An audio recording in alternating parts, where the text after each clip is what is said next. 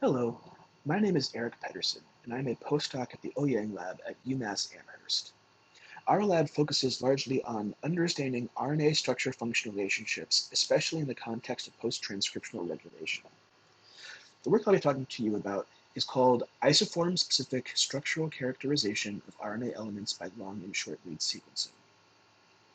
In this work, we wanted to probe individual RNA regulatory elements with different IC shape modalities for structure prediction. IC shape is a very common method for probing RNA structures.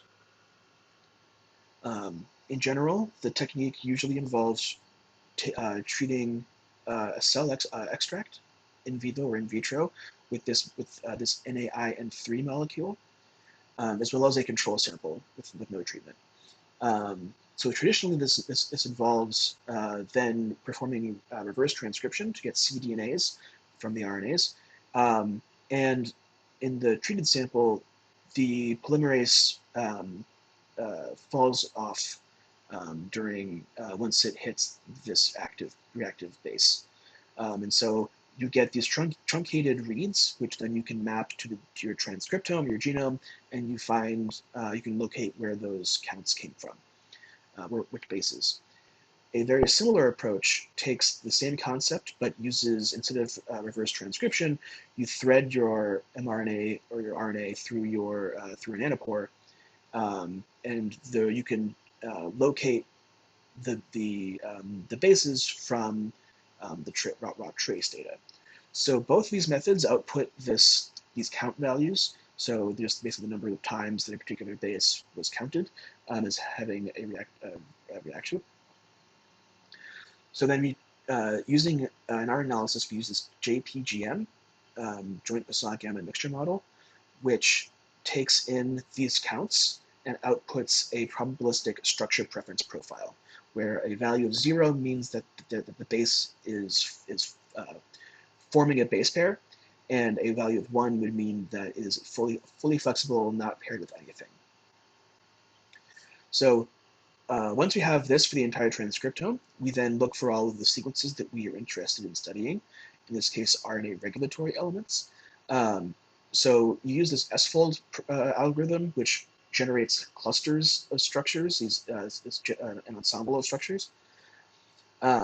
Seq-fold is developed in our lab as well, which then uses these clusters and experimental data from JPGM to guide structure prediction. So not only are we picking out a secondary structure here, we're also looking for the underpinning of the cluster that it came from, which we show is a good representation of the actual dynamics. So in practice, here we have two isoforms of the same gene. These are two reference structures. They're just from two different databases, but they're very similar. And down here we have this S-fold, which is the default prediction for seq-fold. So if the experimental data did not affect the prediction, then the output would just be this structure. And as you can see, that all of these structures are identical, and they are different from S-fold. They closely resemble the RFAM structure, with the exception of these three bases down here. And so if you look at the traces specifically more, you can actually notice that the Illumina values, the Illumina traces are very, very similar, and that the nanopore has some more variation between them. We quantify down here, so the coefficients between the Illumina isoforms in this case are very, very high, and for nanopore they're a little bit lower.